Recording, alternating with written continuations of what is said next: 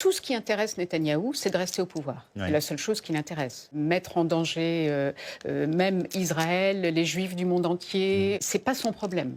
Lui, ce qu'il veut, c'est rester au pouvoir. Et donc, pour cela, il a besoin de l'appui de l'extrême droite. Et quand je dis l'extrême droite, c'est gentil. C'est vraiment des fous furieux. Et notamment, l'extrême droite, c'est aussi les colons.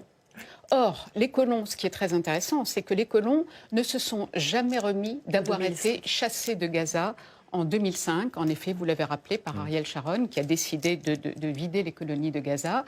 Et je pense qu'il y a une réelle envie chez tous ces gens-là de reprendre le contrôle, de réoccuper Gaza. Et d'ailleurs, ça a été dit hier, je crois, par Smotrich, un des deux ministres d'extrême droite. Et ça, c'est un besoin presque viscéral pour eux.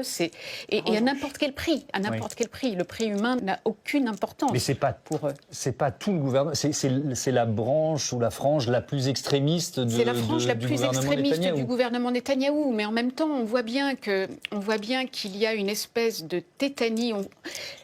Le 7 octobre a été un traumatisme tel pour les Israéliens. Vraiment, il a ravivé cette peur tripale d'être éliminé, alors qu'Israël était justement l'endroit où il ne pourrait plus jamais rien leur arriver de mal.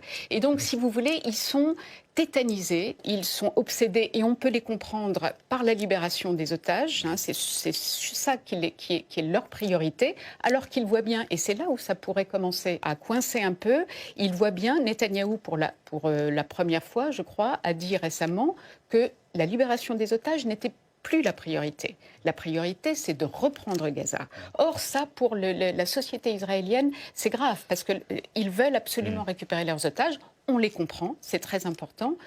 Or, on voit bien qu'avec toutes les frappes quotidiennes qu'il y a en ce moment, si jamais... Alors, on voit bien, avec Ziad, on se disait, mais qu'est-ce qu'ils peuvent faire de plus intense à Gaza que ce qu'ils font déjà mais on voit bien que si jamais il y avait un déluge de feu sur Gaza, les otages, ils n'en récupéreront aucun vivant.